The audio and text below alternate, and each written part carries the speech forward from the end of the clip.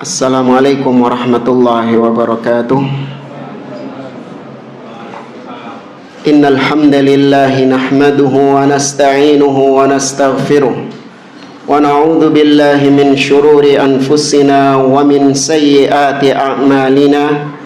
Man yahdihillahu fala mudilla lahu wa man yudlil fala hadiya lahu. Wa ashhadu an la ilaha illallah wahdahu la syarika lahu wa ashhadu anna Muhammadan abduhu wa rasuluh. Ya ayyuhalladzina amanu taqullaha haqqa tuqatih wa la tamutunna illa wa antum muslimun.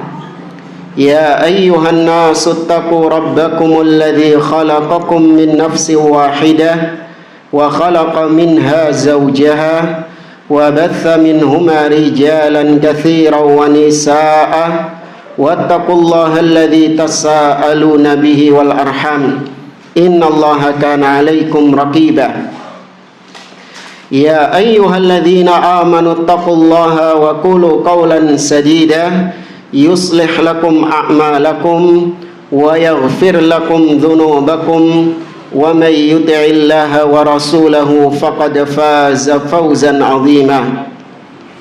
Amma ba'd, fa inna asdaqal hadithi kitabullah wa khairal hadi hadi Muhammadin sallallahu alaihi wasallam wa syarrul umuri muhdatsatuha wa kullu muhdatsatin bid'ah wa kullu bid'atin dhalalah wa kullu dhalalatin finnar. Ma'asyiral muslimin, ikhwani fillah wa akhwati rahimani wa rahimakumullah.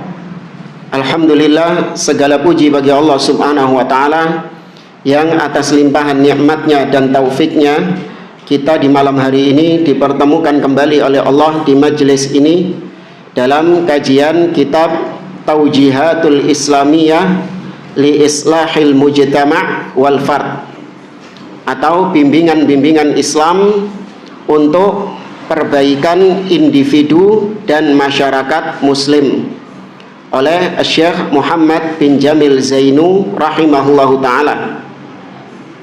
Pada pertemuan malam hari ini kita sampai pada bab i'fa'ul lihyah wajib.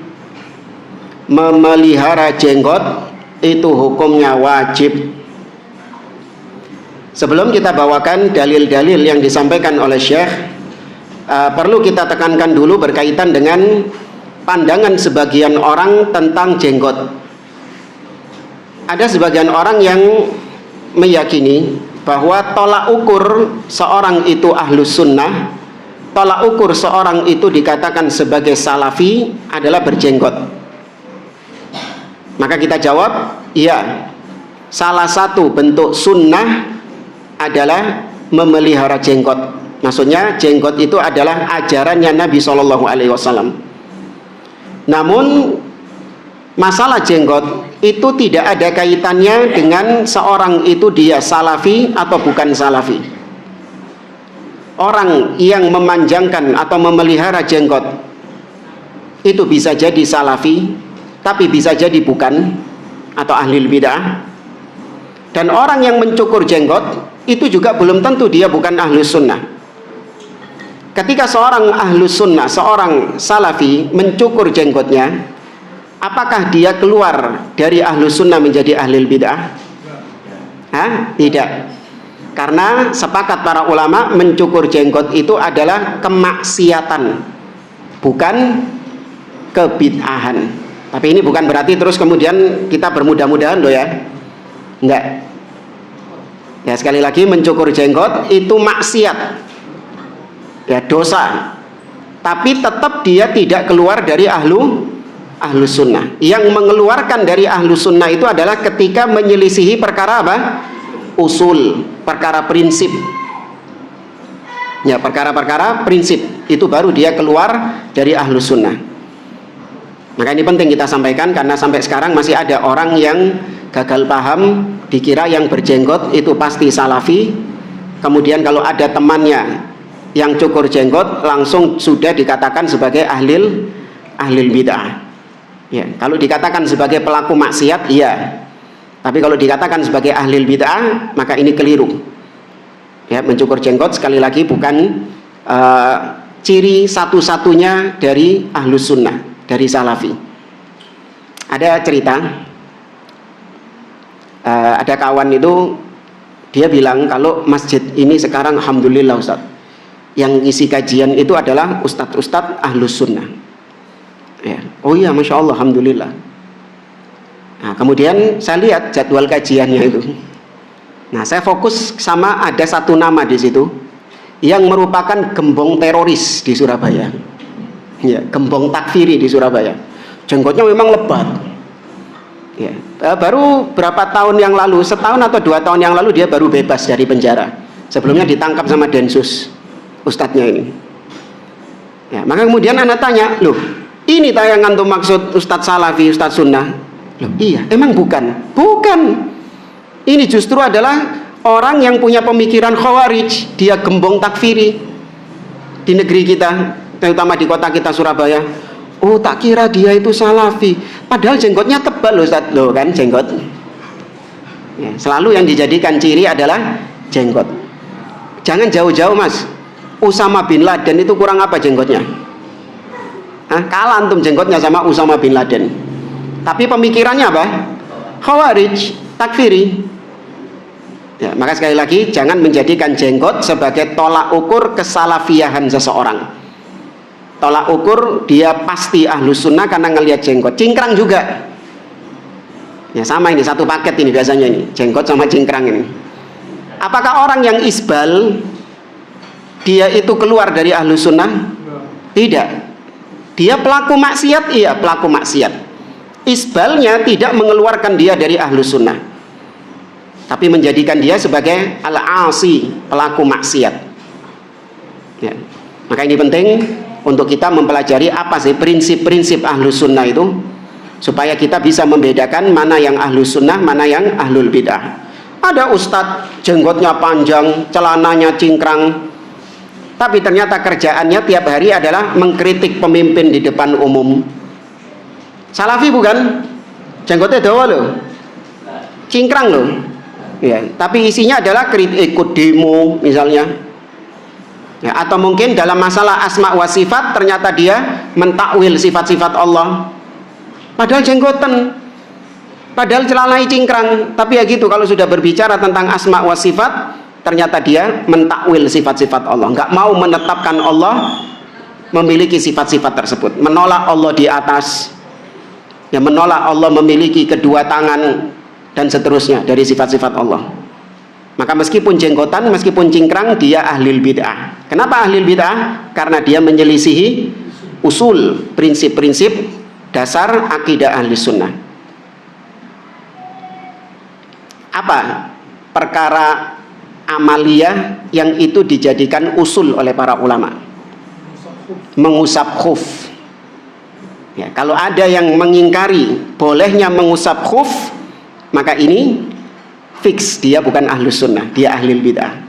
Mengusap khuf itu artinya antum kalau misalnya sekarang kondisi dingin ya, ini mungkin bisa antum praktekkan. Antum berangkat sholat subuh dari rumah, karena cuaca dingin antum pakai kaos kaki, maka antum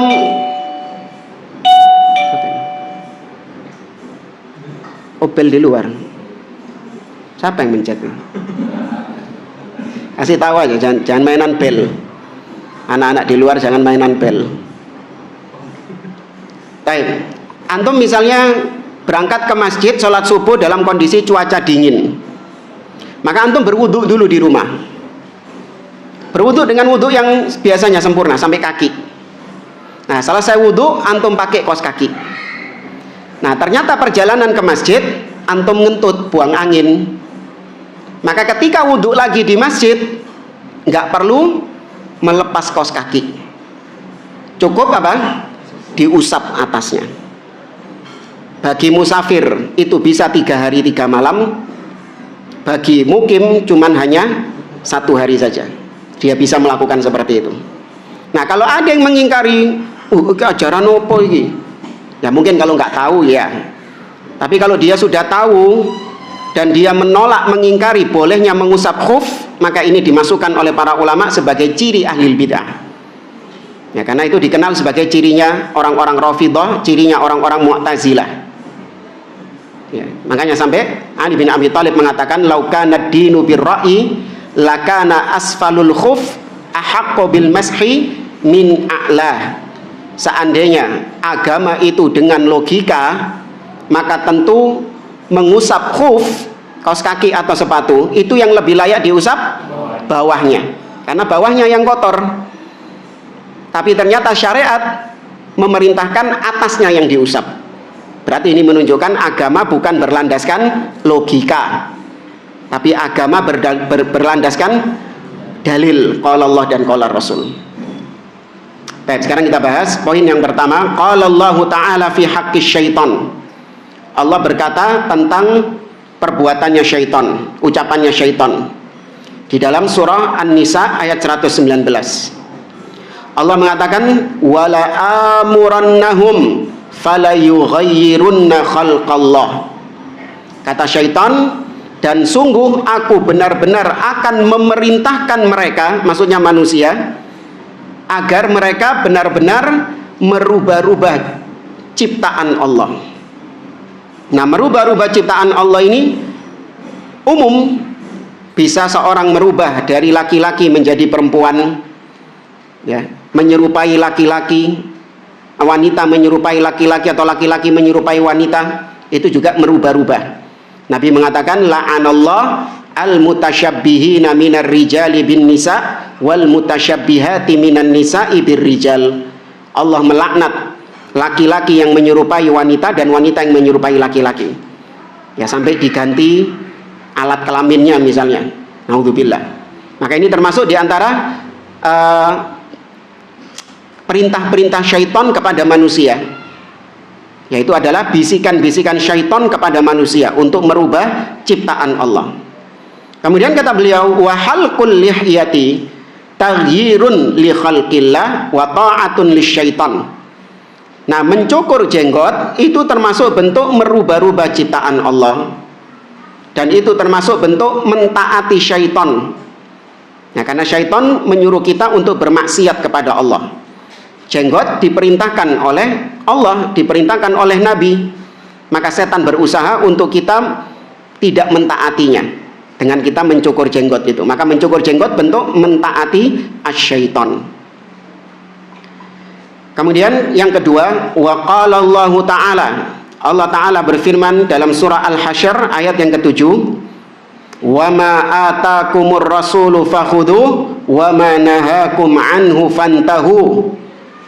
Kata Allah, dan apa yang dibawa oleh Rasul kepada kalian maka ambil, dan apa yang dilarang Rasul kepada kalian maka tinggalkan. Ya, ini dalil mencakup bahwa kita ini wajib mengambil sunnah. Dalil ini merupakan bantahan kepada orang-orang Qur'aniyun atau orang-orang ingkarus sunnah, yang mereka cuma mau berdalil dengan Quran tok.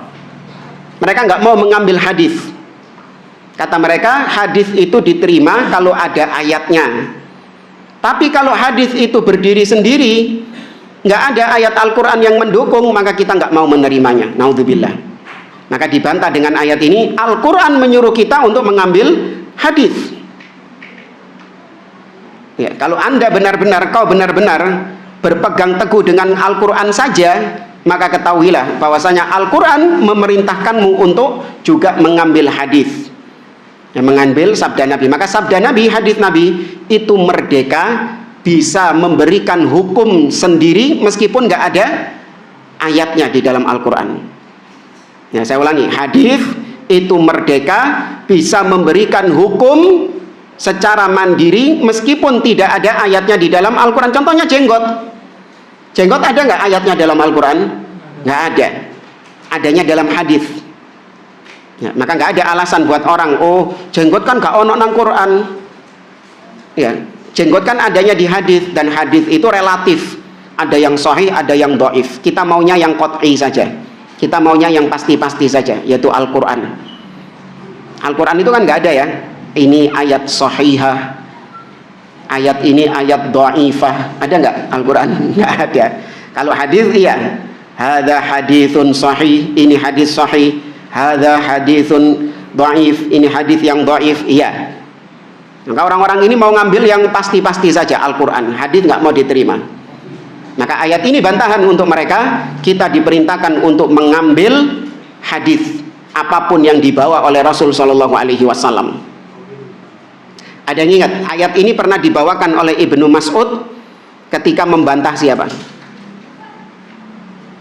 Wa ma atakumur rasulu fakhudhu.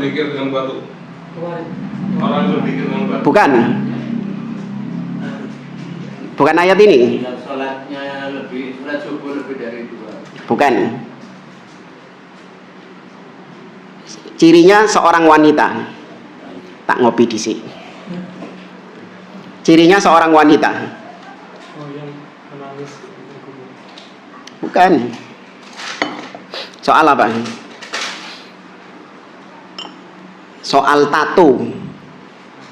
Masa tidak pernah tahu tuh? Hah? Tidak mungkin. Soal tato.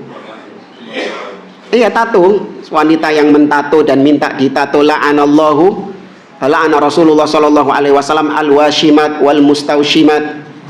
Jadi ada wanita yang dia itu menganggap bahwasanya tato hukumnya boleh. Sedangkan Abdullah bin Mas'ud mengatakan haram. Protes wanita ini, aku sudah membaca Al-Quran dari awal sampai akhir, aku nggak menemukan dalil haramnya tato. Jari Abdullah bin Mas'ud, wocon maneh. Ya, baca lagi. Orang ini ngeyel, sudah, aku sudah membaca dari awal sampai akhir, aku tidak mendapati ada dalil larangan tato. Maka Abdullah bin Mas'ud membawakan ayat ini, surat Al-Hasyr ayat yang ke-7. Wa ma atakumur rasulu fakhudhu wa ma nahakum anhu fantahu. Apa yang dibawa Rasul kepada kalian ambil, dan apa yang dilarang Rasul maka tinggalkan. Maka kemudian baru beliau menyebutkan bahwasanya Nabi melaknat wanita-wanita yang ditato dan minta ditato, yang menyambung rambut dan seterusnya. Ya. Kemudian kata Syekh, waqad amara Rasul sallallahu alaihi wasallam bi i'faiha wa naha an halqiha. Dan Nabi sallallahu alaihi wasallam sudah memerintahkan umatnya untuk memelihara jenggot dan melarang untuk mencukurnya. Kemudian yang ketiga, waqala sallallahu alaihi wasallam, dan Nabi sallallahu alaihi wasallam mengatakan, juzzus syawarib wa arkhul liha khaliful majus. Ya, tipiskanlah kumis-kumis dan panjangkanlah jenggot-jenggot, selisihilah orang-orang Majusi. Di orang Majusi sampai sekarang mereka itu yang panjang apanya? Kumisnya, songot. Ya, songotnya yang panjang. Iya, panjang-panjang sampai menutupi mulut. Anunya, kumisnya itu. Jenggotnya nggak ada. Ya sebenarnya kalau juzu ini bukan mencukur sampai habis, tapi hanya menipiskan saja. Ya, menipiskan kumis. Nah, tapi wallahu alam, kalau sebagian pendapat mengatakan dicukur habis, ya mungkin bisa jadi. Tapi yang lebih kuat pendapat yang menipiskan. Ya. Wallahu alam. Ai qasu ma tala anisyuffati minasyarib. Ya, kata beliau, potonglah apa yang panjang dari kumis yang sampai melewati bibir. Ya, kumis yang sampai melewati bibir, maka potonglah. Nah, di sini isyarat dari beliau bahwa dipotong, ya ditipiskan. Wa'ful lihya mukhalifatan lil kuffar, dan panjangkanlah jenggot sebagai bentuk menyelisihi orang-orang kafir. Ada pengalaman, ya mungkin tahun-tahun 2020, 2019 kalau nggak salah, kita mengunjungi Haid al-Buraq, atau yang dikenal dengan tembok ratapan yang ada di Palestina. Tempatnya Yahudi tok di situ. Kita di sana pakai pakaian biasa, pakai kemeja sama pakai celana, pakai sepatu, nggak pakai gamis gini, enggak. Ya. Kemudian kita ngobrol sama satu orang Yahudi di situ. Tanpa saya memperkenalkan kalau saya Muslim, dia sudah tahu kalau saya Muslim. Saya tanya, dari mana tahu dari Muslim? Yaitu tipisnya kumis dan panjangnya jenggot. Ya. Jadi dia mengidentifikasi saya Muslim dari kumis saya yang saya tipiskan dan jenggot yang saya panjangkan. Itu orang Yahudi tahu. Karena kalau Yahudi enggak, Yahudi itu dipanjangkan semua, mau jenggotnya mau kumisnya panjang semua Yahudi itu. Ya. Tapi kalau Muslim enggak, jenggotnya tok yang panjang, adapun kumisnya ditipiskan. Maka di sini nampak bahwa itu menjadi ciri khas Muslim. Dengan itu terbedakan antara Muslim dengan kafir.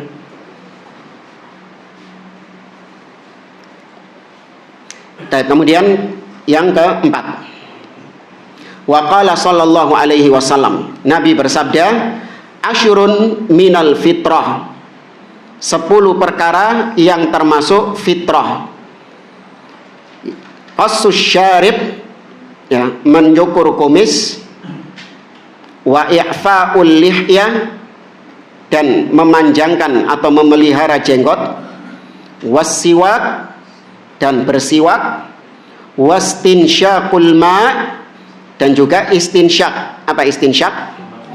Ya, ketika berwudu memasukkan air ke hidung, menghirup air ke hidung. Lawannya matmadah, berkumur. Tapi di dalam berwudu itu hukumnya sunnah. Ya, hukumnya sunnah. Rukun wudu cuman 4. Sebagaimana Allah sebutkan dalam surat Al-Maidah, ya ayyuhalladzina amanu idza qumtum ilas sholati faghsilu wujuhakum wa aydiyakum ilal marafiq wamsahu biru'usikum wa arjulakum ilal ka'bain. Jadi yang pertama membasuh wajah, kemudian tangan sampai siku, kemudian mengusap kepala dan kaki sampai mata kaki. Adapun yang selain itu hukumnya sunnah. Tapi meskipun sunnah, fadilahnya besar. Yang dikenal dengan isbaghul wudu, menyempurnakan wudu. Artinya dia datangkan dengan sunnahnya juga. Bukan cuma kadar wajibnya yang dia kerjakan, tapi dia datangkan sunnahnya juga.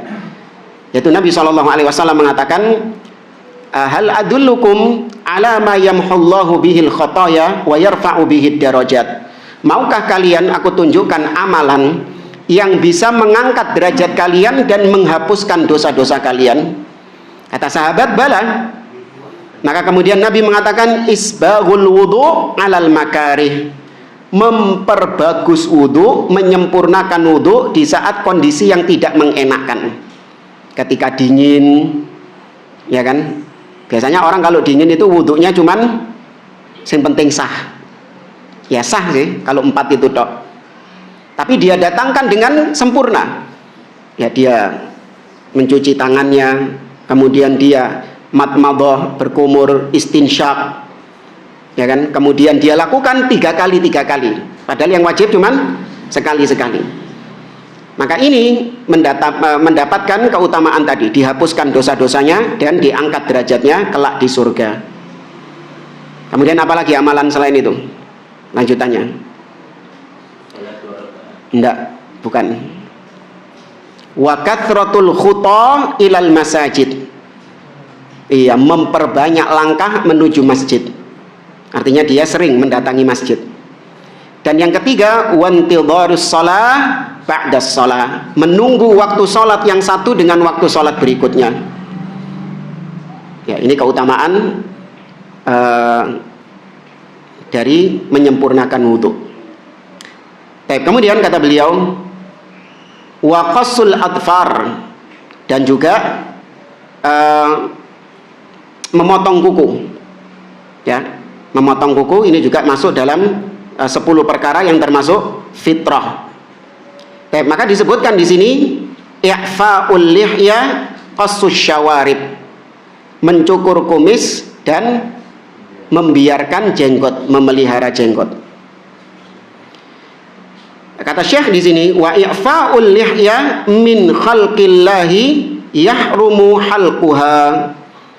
Memelihara jenggot itu termasuk dari ciptaan Allah. Jenggot termasuk ciptaan Allah, maka mencukurnya, memangkasnya itu dilarang, ya, diharamkan. Kalau ada yang bilang kan jenggot itu sunnah, apa jawaban antum? Kok dosa kalau orang nggak jenggotan?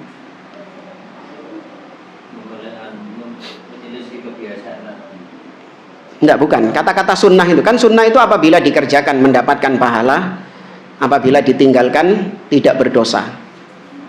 Sunnah terbagi dari dua, para sunnah yang wajib dan sunnah yang kebiasaan. Hampir benar. Tahu maksudnya? Fadilah dan farido. Ada dua. Terus yang farido yang ada ancaman. Kalau yang satu? Kalau yang utama, yang terutama tidak ada ancaman. Iya. Kalau mau dibahas sunnah, kata-kata sunnah itu sendiri punya beberapa makna. Kalau dikatakan ini sunnahnya Rasul, bisa berarti maksudnya ini ajarannya Rasul. Ya, sunnah itu berarti ajarannya Rasul. Nah, ajarannya Rasul itu kan ada yang wajib, ada yang sunnah. Ya, maka sunnah itu bisa berarti ajarannya Rasul, syariatnya Rasul secara umum itu namanya sunnah. Bahkan ada yang haram. Apa? Isbal bukan ajarannya Rasul. Ada, maksudnya ajaran Rasul ini adalah perbuatan Rasul, apa yang dilakukan oleh Rasul, tapi haram buat umatnya. Nah, menikah lebih dari 4 loro ya angel kok. Itu dilakukan oleh Rasul, maka ketika dilakukan oleh Rasul namanya sunnah, tapi haram untuk dilakukan oleh umatnya. Jadi kalau mereka yang bingung kok ada sunnah yang wajib, loh sunnah sing haram ae ono kok. Ya, menikah lebih dari 4 haram. Ya. Kemudian sunnah juga bisa berarti tadi, kalau dikerjakan mendapatkan pahala, kalau ditinggalkan tidak berdosa dalam ilmu fikih. Sunnah juga bisa berarti hadis.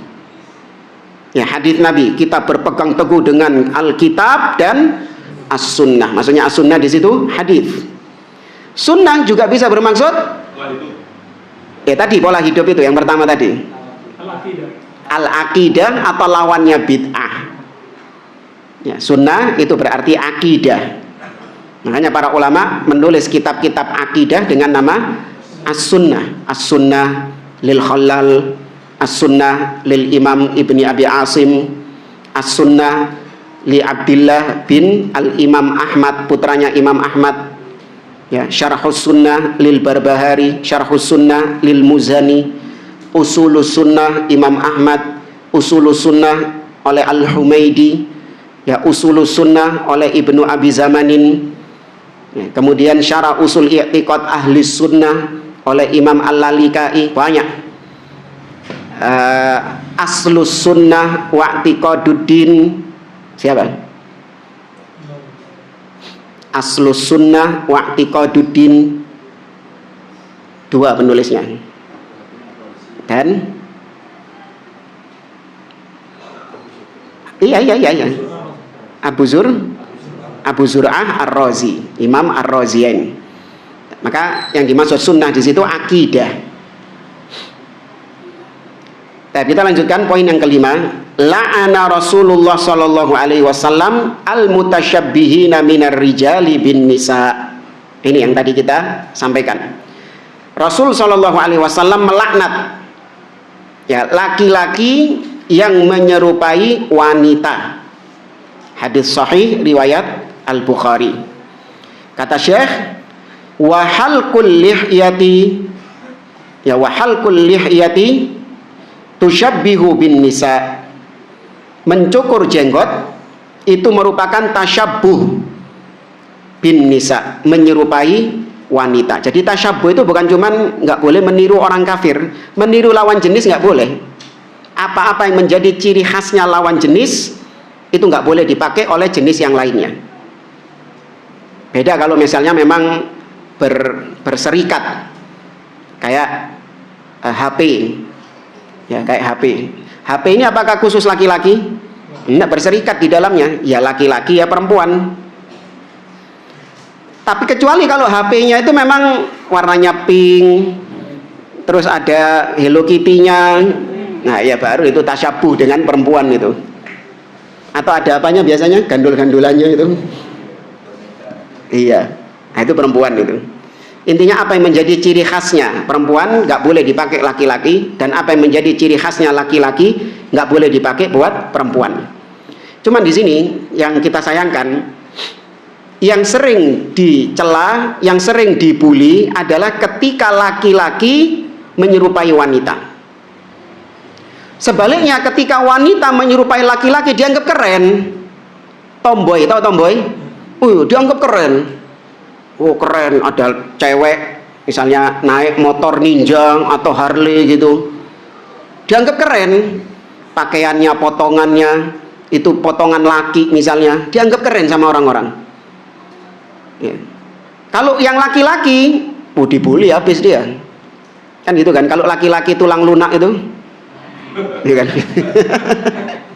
Laki-laki tulang lunak itu bukan duri lunak, tulang lunak laki-lakinya itu lentur, fleksibel, gemulai ya. Dicaci maki ya, memang betul di tercela dia karena menyerupai wanita. Tapi jangan sampai kemudian yang wanita menyerupai laki-laki malah disupport, malah dibilang keren. Enggak, sama saja itu ya, sama saja. Hati-hati anak-anak kita, kalau ada anak-anak perempuan yang tomboy misalnya, itu jangan tambah didukung, dibiarkan, ya harus segera dihentikan. Baik, kata beliau, wa ma'radun litardi min rahmatillah, ya, wa mu'ridun litardi min rahmatillah, dan mencukur jenggot itu juga termasuk hal yang bisa menjauhkan seseorang dari rahmat Allah, alias dilaknat. Ya, dilaknat itu artinya dijauhkan dari rahmat Allah. Kemudian yang keenam, qala sallallahu alaihi wasallam, Nabi sallallahu alaihi wasallam bersabda, lakinni amaroni rabbi azza wa jalla an u'fiya lihyati wa an aqussa syaribi. Akan tetapi Rabbku memerintahkan aku untuk memelihara jenggotku dan untuk mencukur kumisku. Hadits hasan diriwayatkan oleh Ibnu Jarir. Kata beliau, kata Syekh, wa i'fa'ul lihyah amrun minallahi wa rasulihi sallallahu alaihi wasallam. Memelihara jenggot itu adalah perintah dari Allah kepada Rasulnya sallallahu alaihi wasallam. Perintah dari Allah dan dari Rasul. Wa huwa wajibun, maka hukumnya wajib, karena kaidahnya dalam usul fiqh al-amru yadullu alal wujub. Perintah itu secara asal hukumnya wajib, kecuali ada dalil lain yang memalingkan dari yang wajib kepada yang sunnah. Jenggot gak ada ya, maka secara asal perintah itu hukumnya wajib, sebagaimana larangan secara asal hukumnya haram. Li muhafadhatir Rasul sallallahu alaihi wasallam wa sahabatuhu alaiha walin nahyil warid fil ahadithi an halqiha. Maka hukumnya wajib karena Nabi SAW dan para sahabatnya itu menjaga jenggot itu, mempraktekkan dengan memanjang jenggot itu. Dan juga karena larangan di dalam hadis-hadis tentang mencukur jenggot, maka berarti jenggot hukumnya wajib. Cuman jamaah, jangan berarti wajib kemudian diusahakan dengan cara-cara tertentu. Enggak, biarkan. Ustadz, jenggot saya cuma tumbuh 1-2 helai, biarkan. Jangan terus kemudian beli obat ini, beli ramuan ini, atau beli Firdaus. Oh, nada Firdaus ya.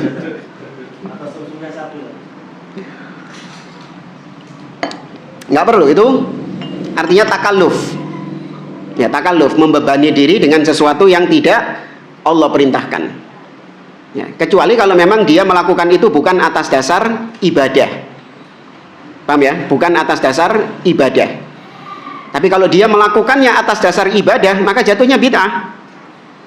Ya, Anda melakukan itu bukan atas dasar ibadah, artinya memang untuk menunjang penampilan misalnya. Saya kalau nggak ada jenggotnya itu seperti singa, bukan seperti singa yang nggak ada rambutnya, iya. Maka saya ingin untuk menumbuhkan jenggot ini, maka dia beli obat, iya botak, bukan dalam rangka untuk dia yakini menumbuhkan jenggot ini bagian dari ibadah, tidak. Ibadah itu adalah ketika jenggot sudah tumbuh, kemudian antum biarkan tidak dicukur. Maka ini namanya sunnah yang sifatnya tarkiyah. Kita meninggalkan apa yang ditinggalkan oleh Rasul. Rasul meninggalkan mencukur jenggot, maka kita juga meninggalkan mencukur jenggot. Nah itu ibadahnya itu di situ, dengan cara kita meninggalkan cukur jenggot. Adapun menumbuhkan jenggot itu bukan sunnah, bukan ibadah. Bisa dipahami maksudnya? Ya. Maka tidak perlu takalluf. Kalaupun Anda cuma punya 2 helai, 1 helai, bahkan nggak tumbuh sama sekali, ya sudah. La yukallifullahu nafsan illa wus'aha.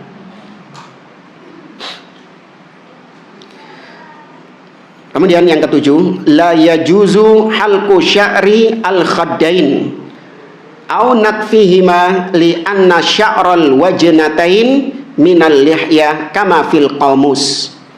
Tidak boleh mencukur rambut yang tumbuh di pipi. Ya, rambut yang tumbuh di pipi. Karena rambut yang tumbuh di pipi itu juga bagian dari lihyah, bagian dari jenggot juga.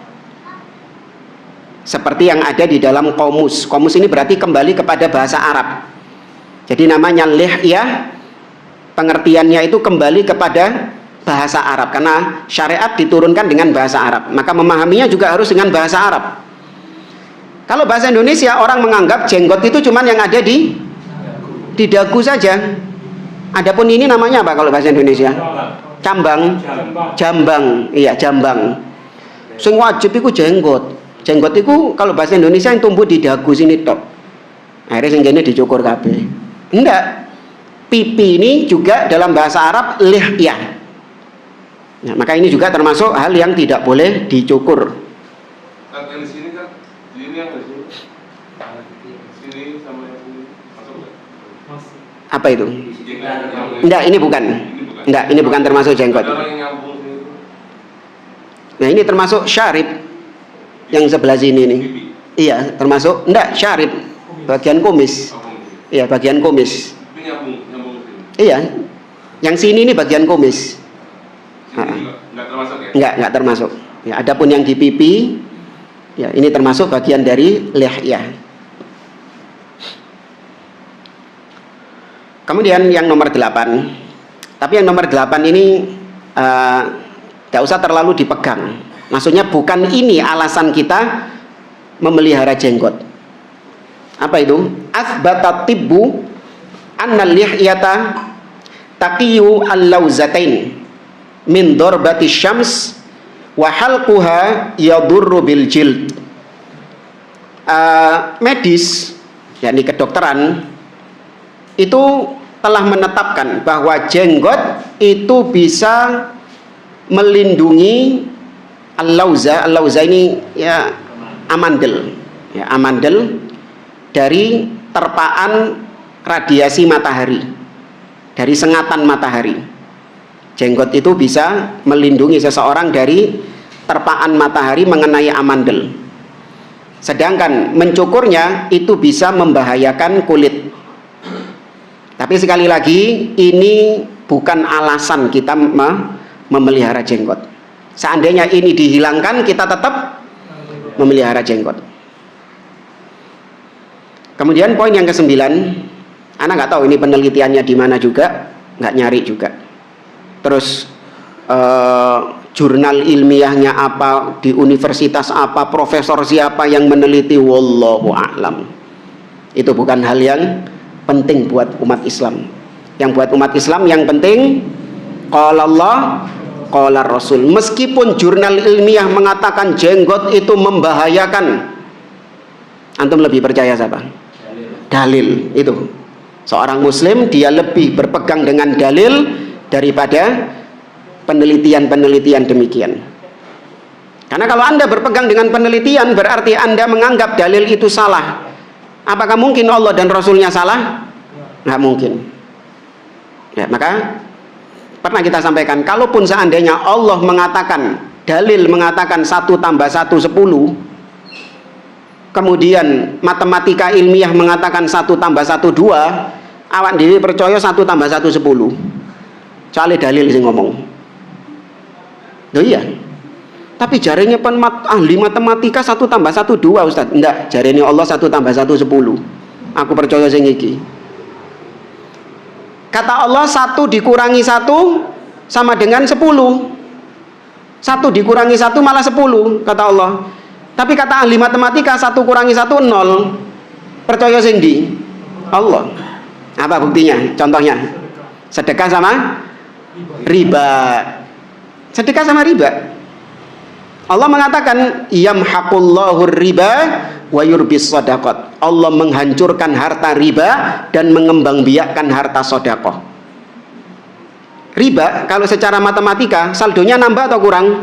Nambah saldonya, tapi kata Allah enggak, hancur, nol, ludes. Mana yang Anda percaya? Dalil, ludes. Sedekah secara saldo berkurang atau bertambah?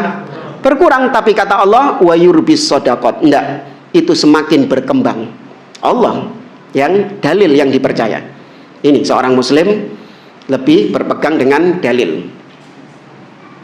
Allah juga berfirman di dalam surat Ar-Rahman, kalau mau ayatnya, tanfudhu, ayat 33. Ya ma'syarul jinni wal ins in istata'tum an tanfudhu min aqtaris samawati wal ardi fanfudhu la tanfudhuna illa bisultan. Wahai jin dan manusia, ya, apabila kalian mampu, ya, kata Allah Subhanahu wa taala, ya, ayat 13, ayat 33, apabila kalian mampu menembus langit, ya, maka tembuslah langit itu. La tanfuduna illa bisultan. Kalian tidak akan mampu menembusnya kecuali dengan kehendak dari Allah, kecuali dengan kekuatan izin dari Allah Subhanahu wa taala. Seperti Nabi SAW bisa menembus langit dengan izin Allah dan kekuatan yang Allah berikan kepada beliau. Adapun NASA, Neil Armstrong, percaya antum? Hah? Enggak. Ya, enggak. Tapi ada Ustaz bukti ilmiahnya. Foto videonya dia ketika di bulan, enggak. Allah mengatakan la tanfudun, kalian tidak akan bisa menembusnya. Ya, ini seorang muslim dia lebih berpegang dengan dalil daripada bukti-bukti yang demikian. Namun kita pertengahan, seorang muslim enggak melulu menolak ilmiah, bukti-bukti ilmiah, penemuan-penemuan ilmiah, tapi juga tidak melulu menerima penelitian-penelitian ilmiah itu. Enggak. Bisa jadi antara penelitian ilmiah dengan dalil itu enggak match, enggak sinkron. Itu bisa jadi yang pertama memang penelitiannya yang salah, atau yang kedua kita yang salah memahami ayatnya dan penelitiannya, sehingga seolah-olah menganggap enggak sinkron antara dalil dengan science. Nah bahasanya apa? Science. Bisa jadi kita yang nggak memahaminya, sehingga seolah-olah kita menganggap science dengan dalil ini bertentangan. Padahal sebenarnya tidak bertentangan. Nah, atau yang kedua tadi bisa jadi memang science inilah yang salah, penelitinya yang memang salah, sehingga menyimpulkan sesuatu yang salah, makanya bertentangan dengan dalil. Jangan mengatakan dalilnya yang salah, science yang betul. Enggak. Ngerti ya? Jadi kemungkinannya cuma dua tadi, kita yang salah atau science yang salah. Ya, adapun dalil yang salah mustahil. Kufur kalau ada orang yang mengatakan dalilnya yang salah. Baik, yang 9. Al-lihyatu zinatun lirrajul khalaqahallahu lahu wa li ba'dit tuyuri kaddik litamyizi litamayyuzi anil untha. Jenggot itu merupakan perhiasan bagi lelaki yang Allah ciptakan bagi para lelaki, dan juga Allah ciptakan pada sebagian unggas seperti ayam jantan. Ya, ayam jantan ada jenggotnya loh. Apa jenggotnya? Jengger. Ya. Betina ada enggak? Enggak ada. Enggak ada jenggernya. Apa tujuannya? Untuk membedakan dengan wanita. Litamayyuz anil untha. Walidzalika lamma dakhala rajulun ala zaujatihi lailatal urus wa qad halaqa lihyatahu allati ra'athu biha sabiqan fa'aradat anhu. Karenanya ada cerita seorang suami yang baru menikah, manten anyar, malam pertama siap-siap dia rapi-rapi, bersih-bersih, jenggotnya dicukur pisan. Ngerti ya? Malam pertama jenggotnya dicukur pisan. Ketika masuk, istrinya agak kecewa dan agak berpaling dari suaminya itu. Kenapa? Karena didapati dia sudah mencukur jenggotnya. Ya, walam yu'jibha mandarahu, dan tidak membuat istrinya itu jadi tertarik dengan suaminya. Karena jenggotnya sudah dicukur. Awalnya waktu pernikahan jenggotan, seneng istrinya, delok suaminya itu gagah, suka. Begitu malam pertama dicukur, kelemis ya.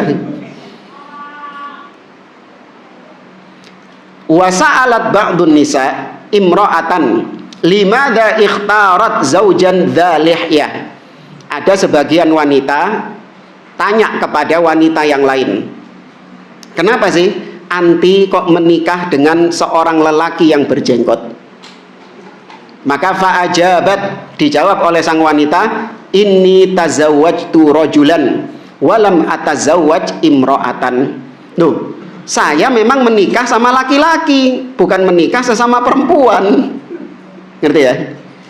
Jadi kalau buat para akhwat ditanya, kau kenapa sih kok suamimu berjenggot gitu? Kok seneng sih ambil orang berjenggot kayak gitu? Mbok kongkon cukur kok bojomu ibu. Maka bilang sama ibu-ibu tadi, emak-emak kan biasanya ngono ya. Anu nih cangkemi. Iya, ngono biasanya. Apa cocote tonggo. Nah, bilang sama dia, loh Bu, Mbak, saya ini nikah sama laki-laki. Saya bukan menikahi perempuan. Ya, ngolak tersinggung deh. Bojone gak jenggoten soalnya. Berarti aku rabi ambek padha ledoke lan. Ini pernah cerita, tapi jangan ditiru ya. Karena memang ini kita posisinya lagi pegel juga. Ada seorang, ya umurnya sudah lebih tua dari Ana sih. Waktu itu mungkin usianya sekitar 50-an ke atas. Memang orang ini tuh buhut, benci dengan dakwah salafiyah. Nggak suka dia. Dia kalau suka bilang sama ustadz-ustadz salafi itu golongannya jenggot. Masjid iki saiki dikuasani sama golongannya jenggot. Nek nyebut salafi kok apa? Golongannya jenggot. Itu sudah tahu itu. Kemudian dia bilang ke kita, antum ini sebenarnya masih muda loh. Nah waktu itu memang usia masih 20-an gitu. Tapi ketok tua, kata dia itu. Tapi kelihatan tua kok itu. Gara-gara apa? Ini gara-gara jenggotmu ini loh. Coba kau cukur, kelihatan muda kau, kelihatan gagah. Nek ngene ketok tua. Tak bilang nggak apa-apa, kelihatan tuh lebih tua. Ya, kelihatan lebih tua daripada kelihatan muda. Nggak apa-apa saya kelihatan lebih tua daripada yang sudah tua tapi ternyata kelakuannya seperti anak kecil. Nah bilang gitu. Daripada yang sudah tua tapi kelakuannya seperti anak kecil. Terus dia bilang lagi, lo ndak ini jenggoten ini eling wedhus ya deh. Ya, eling kambing. Loh iya ndak apa-apa kambing. Masih mulia dijadikan hewan untuk kurban. Ya. Daripada yang tidak berjenggot seperti babi. Ngamuk deh. Ngamuk itu. Untuk kurang ajar ngatain anak babi. Loh ndak, anak cuman bilang kayak gitu. Tapi jangan ditiru ya. Jangan ditiru. Ini akhlak yang jelek ini memang. Cuman ya apa namanya orang gregetan gitu juga. Ya. Tapi jangan ditiru ini. Baik, kita lanjutkan. Yang ke-10, halqul lihya minal munkarat yajibun nahyu anhu liqaulihi sallallahu alaihi wasallam. Mencukur jenggot itu termasuk bentuk kemungkaran. Tapi apa tadi hukumnya? Syirik, bid'ah atau maksiat? Maksiat. Awas. Cukur jenggot tidak mengeluarkan seseorang dari salafi, tapi dia menjadikan sebagai fasik alias ahli maksiat. Maka wajib untuk dilarang, dicegah. Kalau Anda punya anak, kemudian dia mau mencukur jenggot, orang tua bisa mencegah dengan tangannya. Kalau Anda punya teman mau mencukur jenggot, bisa Anda cegah dengan lisan. Tapi kalau Anda melihat ada seseorang yang mungkin nggak Anda kenal, tiba-tiba dia cukur jenggot, maka Anda mengingkari dengan hati. Artinya Anda nggak ridho dengan perbuatannya itu, nggak setuju dengan perbuatannya itu. Nabi mengatakan, man ra'a minkum munkaran falyughayyirhu biyadihi. Barang siapa yang melihat kemungkaran, hendaklah dia rubah dengan tangannya. Fa illam yastati' fa bilisani, kalau enggak mampu dengan lisannya. Fa illam yastati' fa biqalbi, kalau enggak mampu maka dengan hatinya. Wa dzalika at'aful iman, dan itu adalah selemah-lemahnya iman. Yang ke-11, sa'altu rajulan yahliku lihyatahu hal tuhibbur Rasulullah sallallahu alaihi wasallam. Kata Syekh, aku pernah bertanya kepada seorang yang mencukur jenggotnya. Aku tanya kepada dia, apakah kau mencintai Rasul sallallahu alaihi wasallam? Loh, para nabi dan rasul jenggotan. Di antaranya Allah sebutkan tentang Nabi Musa, ya, dan Nabi Harun. Allah katakan dalam surat Al-A'raf, Nabi Harun mengatakan, ya bena umma la ta'khud bilihyati. Wahai saudaraku, anak ibuku, maksudnya saudaraku, jangan engkau menjambak jenggotku. Tuh kan berarti Nabi Harun berjenggot. Ya, Nabi Harun berjenggot. Nabi Isa yang digambarkan sama orang-orang kafir, padahal bukan Nabi Isa sih. Ya, cuman tetap jenggotnya ada gitu loh. Padahal dalam riwayat-riwayat Israiliyat juga disebutkan para nabi dan rasul berjenggot. Ya. Tapi aku bertanya kepada seseorang, hujan? Enggak. Oh. Aku bertanya kepada seseorang, apakah kau mencintai Rasul Shallallahu Alaihi Wasallam? Faqala na'am kathiron. Kata orang yang mencukur jenggot tadi, iya, aku sangat mencintai Rasul. Faqultu lahu, aku katakan kepada dia, Ar-Rasul sallallahu alaihi wasallam yaqul. Nabi itu mengatakan, a'ful liha, peliharalah jenggot. Falladhi yuhibbur Rasul sallallahu alaihi wasallam yuti'uhu am yukhalifuhu. Maka orang yang mengaku cinta kepada Rasul, apakah dia mentaati Rasul atau menyelisihinya? Jawabannya apa? Mentaati. Faqala yuti'uhu, maka dia akan mentaatinya. Wa wa'ada bi'i'fa'iha, maka setelah itu dia berjanji akan membiarkan jenggotnya. Nah, ini baru ya. Hah? Iya. Allahumma shayyiban nafi'an. Kemudian yang terakhir poin 12, idza aradotka zaujatuka fi i'fa'il lihya faqul laha. Ini buat bapak-bapak. Apabila istrimu menentangmu, melarangmu untuk memelihara jenggot, maka katakan, ini buat suami-suami yang takut istri, diatur sama istrinya, an-nisa qawwamat 'alar rijal. Hati-hati, bukan ar-rijal qawwamuna 'alan nisa. Ini golongan an-nisa qawwamat 'alar rijal. Naudzubillah. Wanita-wanita yang memimpin laki-laki. Ya, bukan berarti kita mendolimi istri. Kalau jadi pemimpin harus mendolimi istri, tidak.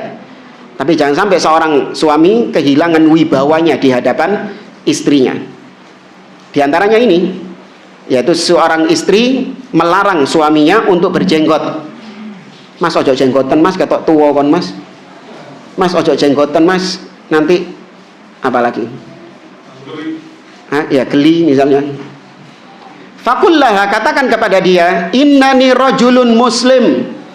Loh, saya ini adalah seorang muslim. Akhafu in asaitu rabbi, aku takut kalau aku bermaksiat kepada Rabbku, mendurhakai Rabbku. Wa qaddim laha hadiyah.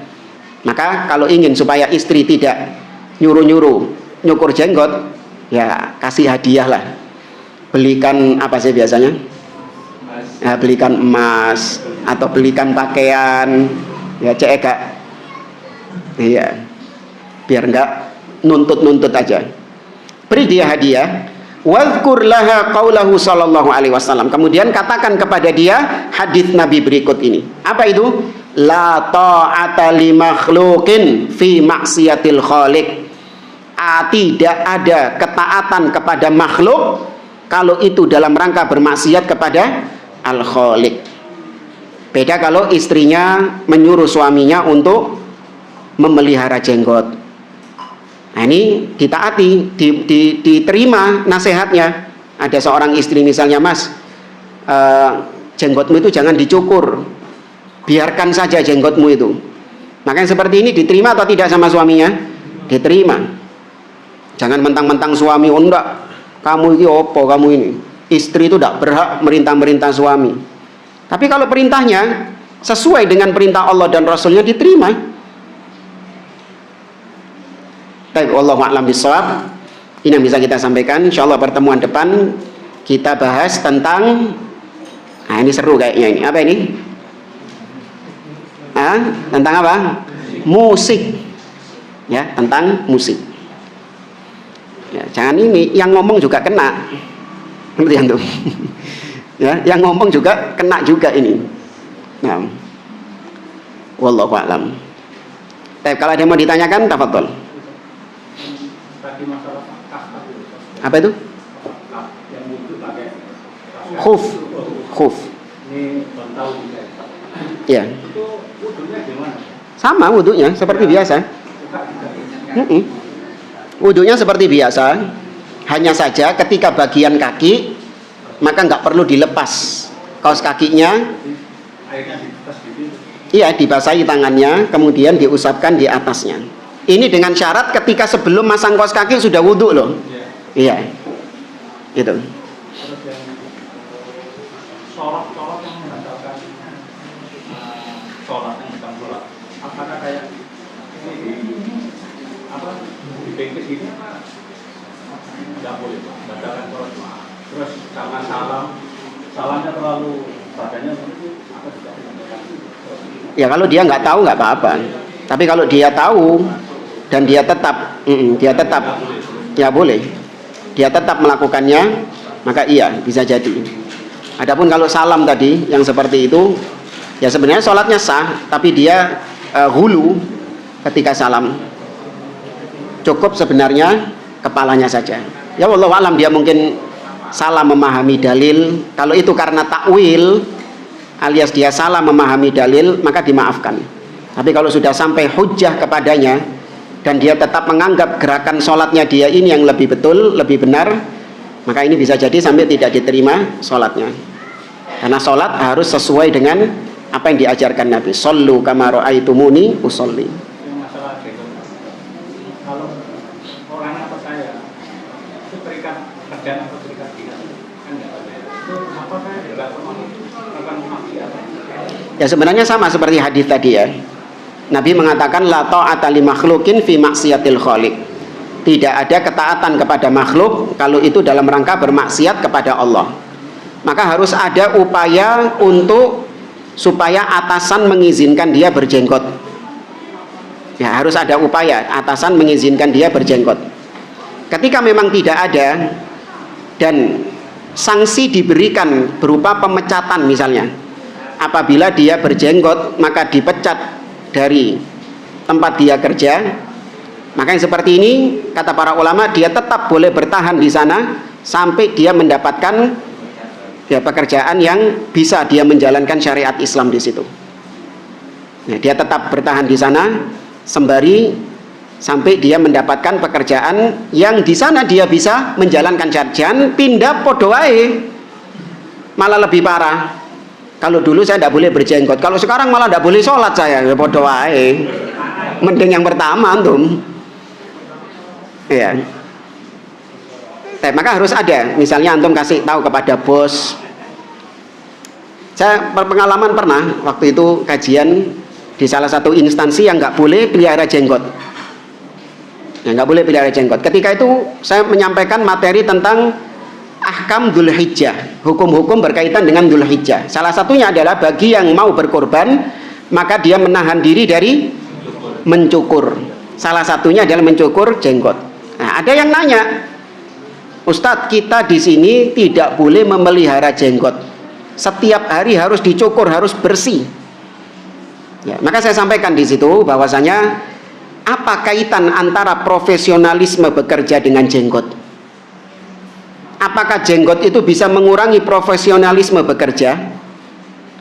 Padahal saya tanya balik, kalau di instansi sini boleh nggak ngerokok? Boleh katanya. Loh, justru itu yang bisa mengurangi performa kerja. Kok itu yang dibolehkan, sedangkan jenggot yang nggak ada kaitannya dengan performa kerja kok malah dilarang? Ya, wes itu pertemuan terakhir. Soalnya jamaah, itu pertemuan terakhir. Habis itu nggak lagi ke sana. Nah, tapi memang harus disampaikan. Ya, entah diterima atau tidak disampaikan. Cuman kita sarankan kepada teman-teman di sana, ya sudah nggak masalah. Antum tetap bekerja di sana, antum mencukur jenggot, ya hanya sebatas untuk menjauhkan diri dari kemudorotan. Ya, sembari kalau memang antum ada pekerjaan yang lebih layak di sana, antum bisa mendapatkan atau bisa mengerjakan syariat Allah, maka lebih baik antum pindah ke sana. Kecuali kalau ini ya pabrik roti misalnya, ya kan, pabrik roti. Nah, jenggot nanti bisa nanti rotinya moro-moro ada, nggak tahu ada ini ya kan kalau rambut kan pakai ini ya di pabrik itu ya. Yang buat jenggot ada enggak? Itu masker buat ini droplet ya, masker yang kaca itu ya, itu kan buat droplet itu. Hah? Masker biasa. Tapi masa itu bisa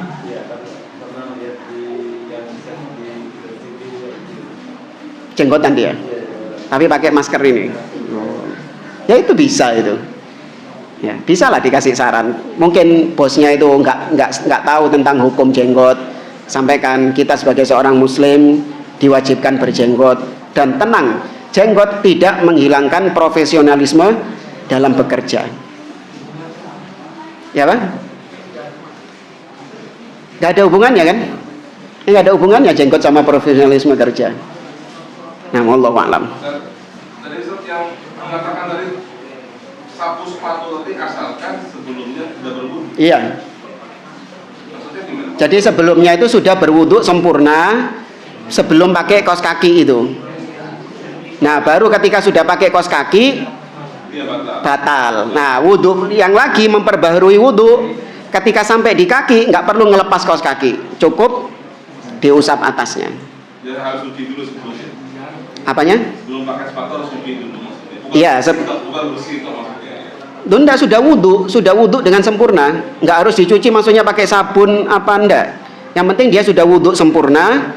Sebelum pakai kaos kaki itu dia sudah wudu sempurna, kemudian baru dipakai kaos kakinya. Jadi kalau dia belum wudu memakai sepatu dia harus tetap lepas. Iya, tetap dilepas dia.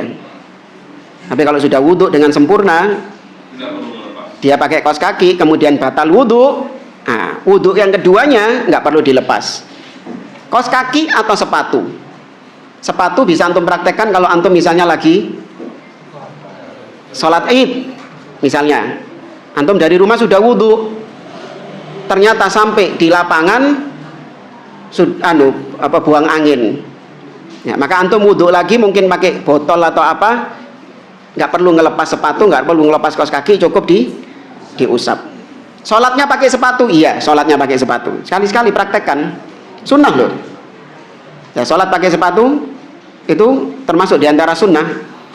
Ya, Nabi SAW mengatakan, "Sallu fi ni'alikum, fa innal yahuda la yusalluna illa fi ni'alihim wa la khifafihim." Sholatlah dengan alas-alas kaki kalian, karena Yahudi tidak mau sholat kecuali nyeker. Tapi ya kalau masjidnya karpet ojo, iyalah sakno marboti. Ya kayak di Masjidil Haram, pernah lihat askar-askarnya itu?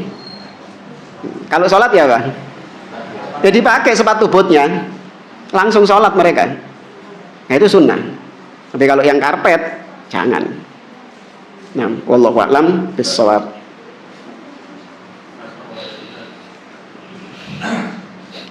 Bagaimana menjawab syubhat sebagian orang terkait isbal? Waduh, ini. Terkait isbal. Apa namanya? Kebanyakan orang-orang yang belum paham, katanya isbal Sombong. nggak boleh. Tapi kok pakai kaos kaki? Nah, Oh, kaos kaki. Yang kedua, ketika musim hujan gini, itu pakai topi boot. Kok mata kakinya ketutupan? Nah, itu apa ini? Iya, Nabi mengatakan ma asfala minal ka'bain fa finnar. Apa-apa yang menjulur, namanya menjulur itu gantung dari atas ke bawah, maka dia termasuk di neraka. Jadi yang nggak boleh minal izar, dari sarung. Adapun khuf, ya, menutupi. Zaman Nabi sudah menutupi mata kaki, tapi itu tidak dikatakan sebagai isbal. Itu jawabnya. Karena Nabi mengatakan minal izar, ma asfala minal ka'baini minal izari fa finnar. Ada kata-kata minal izar, dari kain sarung. Sarung itu berarti menjuntai dari atas ke bawah. Nah, wallahu a'lam. Kita cukupkan. Subhanakallahumma bihamdik, asyhadu an la ilaha illa anta, astaghfiruka wa atubu ilaik. Wassalamualaikum warahmatullahi wabarakatuh.